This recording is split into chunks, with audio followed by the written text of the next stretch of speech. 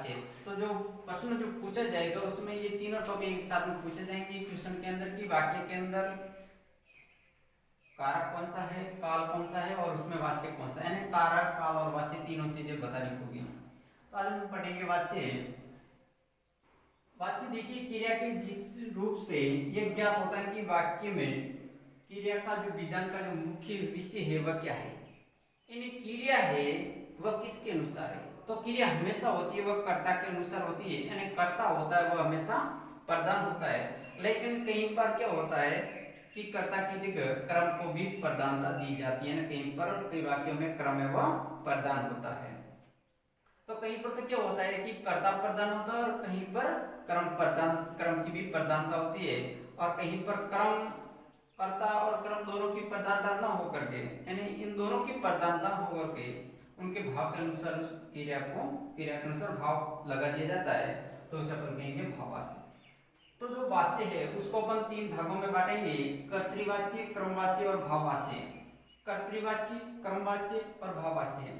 फिर देखिए जो कर्तृवाच्य है, कर्तृवाच्य तो ये समझ लीजिए कि कर्ता प्रधान है, कर्ता प्रधान, यानी कर्तृवाच्य के अंदर जो कर्ता है वह प्रधान है।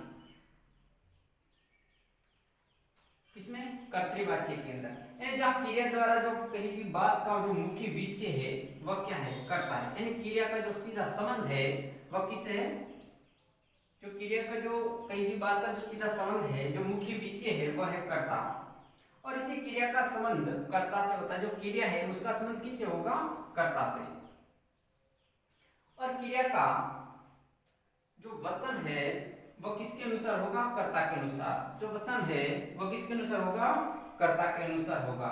इन जो कर्तृवाच्य है, तो कर्तृवाच्य के अंदर उनका जो लिंग वचन पुरुष है वह किसके अनुसार होगा? कर्ता के अनुसार। देखिए जैसे खुशी पत्र लिखती है, कर्ता, क्रम और क्रिया।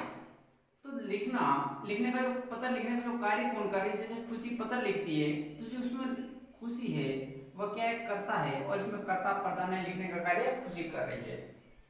तो इसके अंदर क्या है? कर्ता प्रधान है। और कर्तृवाच्य के अंदर सकर्मक और अकर्मक दोनों क्रियाओं का प्रयोग होता है। अंकित खाना खाता है, तो कर्ता क्रिया, क्रम और क्रिया, तो खाने का जो काम कर रहा है वो अंकित कर रहा है, यानी कर्ता प्रधान। और जिस वाक्य के अंदर कर्ता प्रधान है यानी वह होगा कर्तृवाच्य। फिर देखिए क्रमवाच्य, तो क्रमवाच्य के अंदर आप कह सकते हो कि क्रम प्रधान, क्रम प्रधान, यानी इस वाक्य के अंदर जो क्रम प्रधान होगा, यानी क्रम है वही मुख्य होगा, यानी उसका जो प्रधान जो हेड है वह होगा क्रम।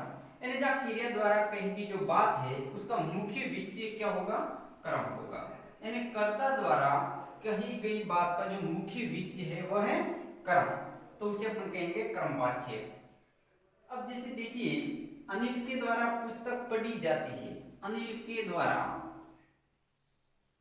पुस्तक पढ़ी जाती है, ये पढ़ी जाती है क्या है? क्रिया है।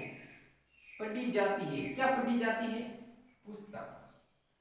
तो यहाँ पर जो पुस्तक है, जो क्रम है वह क्या है? प्रधान है। यहाँ पर सीधे क्या पढ़ी जाती है? क्या पढ़ी जाती है? पुस्तक पढ़ी जाती है। क्रिया का जो संबंध है वो किससे? क्रम से है, पढ़ी जाती है। जैसे कर्ता लोग तो अनिल पढ़ी जाती है, क्या पढ़ी जाती है? लेकिन जैसे देखिए खुशी पत्र लिखते कौन लिखता है? खुशी। लेकिन यहाँ पर अनिल के द्वारा पुस्तक पढ़ी जाती है, पढ़ी जाती जो क्रिया है उसका जो संबंध है वो किससे? क्रम से। तो वाक्य ये होगा क्रम प्रधान, यानी इसके अंदर जो क्रम है वो प्रधान है। यानी क्या पढ़ा जा रहा है? पुस्तक पढ़ी जा रही है, तो पुस्तक है वह क्या है? क्रम है। अमर द्वारा पत्र लिखा गया, लिखा गया क्या? पत्र। तो जो पत्र है वह क्रम है, तो क्या लिखा गया? पत्र लिखा गया। तो क्रम है वो प्रधान रहता है, तो वह होगा क्रमवाच्य। जहां पर कर्ता प्रधान है तो कर्तृवाच्य, और क्रम प्रधान रहता है वहां पर होगा क्रमवाच्य। और जहां पर ये दोनों ही प्रधान नहीं हो, जहां पर कर्ता और कर्तृवाच्य और क्रमवाच्य प्रधान नहीं हो, तो वहां पर क्या होगा? भाववाच्य। यानी जहां पर भाव, जिस वाक्य में क्रिया है वह कर्ता और क्रम को छोड़कर किसके अनुसार हो? भाव के अनुसार हो, यानी जहां पर क्रिया है वो कर्ता और कर्म को छोड़ करके, देखिए कर्ता और कर्म इन दोनों को छोड़ करके किसके अनुसार हो, भाव के अनुसार, तो उसे अपन कहेंगे भावाश्य। और इसमें हमेशा क्या होगा, निषेधात्मक, यानी नई अर्थ में कोई भी कार्य निषेध यानी पूर्ण नहीं है, नकारात्मक जो होगा वह होगा अपने भावाश्य के अंदर। अगर कोई भी वाक्य आता है और उसके अंदर नहीं का प्रयोग हुआ है, ना का प्रयोग हुआ है, निषेध का प्रयोग हुआ है, नकारात्मक जो वाक्य है, तो उसमें आपको लिखना है भावाश्य। देखिए मौन से पढ़ा नहीं जाता, नहीं, ये भाव दर्शा रहा है, यानी मौन से पढ़ा नहीं जाता, उससे दौड़ा नहीं जाता, उससे खेला नहीं जाता, उसके द्वारा कोई कार्य नहीं किया जाता, तो नहीं शब्द आते ही वह होगा अपने भाववाच्य का। तो कर्तृवाच्य कर्ता प्रधान होता है, क्रमवाच्य क्रम प्रधान होता है, और भाववाच्य के अंदर भाव है वो प्रधान होता है। अब हमने तीनों चीजें पढ़ी है, कारक को पढ़ा, काल को पढ़ा, और अभी हमने पढ़ा है वाच्य। तो ये तीनों टॉपिक कारक, काल और वाच्य, यानी एक नंबर से कारक पूछा जाएगा, एक नंबर का काल और एक नंबर का वाच्य, इन तीनों मिलकर के एक प्रश्न है वो आएगा एग्जाम के अंदर। और एक प्रश्न के अंदर आपने को तीनों चीजें बतानी उस वाक्य के अंदर कि उसके अंदर कारक क्या है, काल क्या है और वाच्य क्या है। अब इसमें से एक वाक्य अपन ले लेते हैं। तो देखिए खुशी पत्र लिखती है,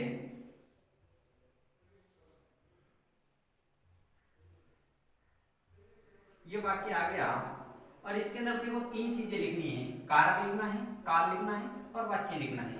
तो अपन देखेंगे खुशी पत्र लिखती है, यानी कर्ता है, कर्म है और क्रिया है।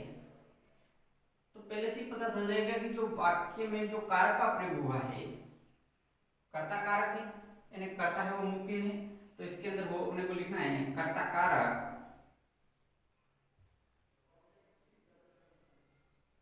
उसके बाद में काल लिखना है। तो इसके अंदर काल क्या है, ती है, यानी सामान्य वर्तमान काल, तो अपन लिखेंगे सामान्य वर्तमान काल, ये अपने काल हो गया सामान्य वर्तमान काल। और फिर होगा वाच्य, यानी वाच्य है वो कर्तृवाच्य है, कौन सा है, कर्तृवाच्य। तो इस प्रकार से अपने को लिखना है। तो अपने को ध्यान रखना है कि जो प्रश्न है उसके अंदर अपने को कारक, काल और वाच्य, और वो किसके अनुसार लिखना है, अपने को वाच्य आना चाहिए, यानी कर्तृवाच्य के अंदर क्या होगा, कर्ता प्रधान होगा, और कारक है तो कारकों के चिन्ह है वो लगे हुए होंगे, और फिर वाच्य जो इसके अनुसार होगा। अगर नहीं का प्रयोग होता है तो वह होगा भावाश्य, यानी उसके द्वारा नहीं पढ़ा जाता है, तो भावाश्य के अंदर। और अनिल के द्वारा, आपको बता दूं कि संस्कृत के अंदर आपको पता होगा क्या होता है, जो प्रथमा विभक्ति होती है तो उसको अपन करते हैं कर्मवाच्य बदलने के लिए तृतीय विभक्ति, यानी उसकी तृतीय विभक्ति लगाते हैं। तो इसके अंदर जो कारक है, तो कर्ता कारक को अपन किस में लेंगे, करण कारक से, यानी जो करण कारक है के द्वारा, कर्ता ने क्रम को करण से, यानी से या के द्वारा।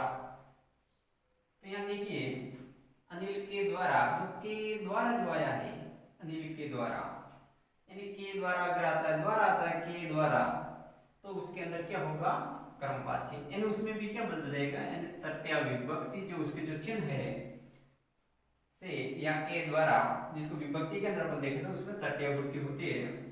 तो उसके हिसाब से अपने ये समझना है अपने को यहाँ पे कि अनिल के द्वारा जो पुस्तक पढ़ी जाती है, तो के द्वारा यानी यहाँ पर क्या होगा, करण कारक। तो जहाँ करण कारक का प्रयोग होता है तो इसका मतलब वाच्य है वह कर्मवाच्य है।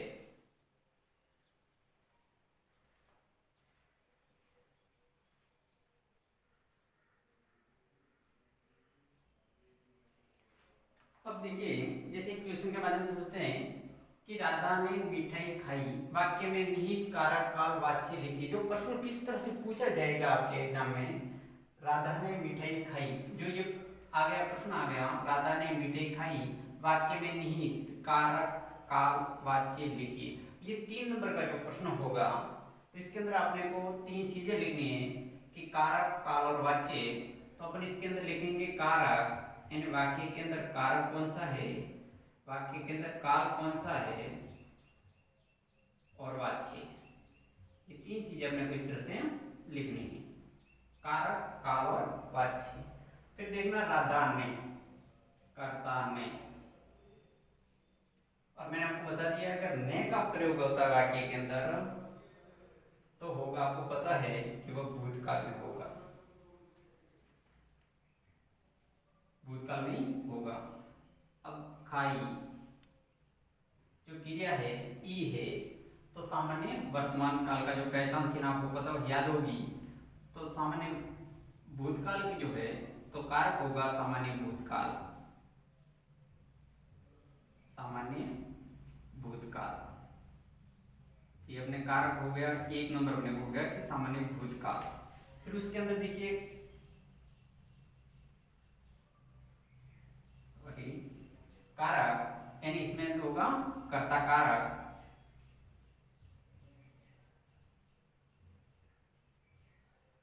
हाँ। फिर काल देखिए तो काल हो जाएगा यानी सामान्य भूतकाल,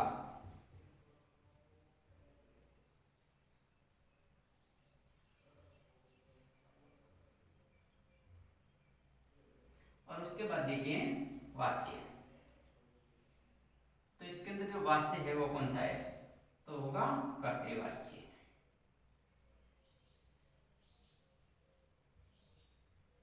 तो ये 3 चीजें अपने को लिखनी है, यानी वाक्य के अंदर कारक कौन सा प्रयोग हुआ है, काल कौन सा है और वाच्य कौन सा है।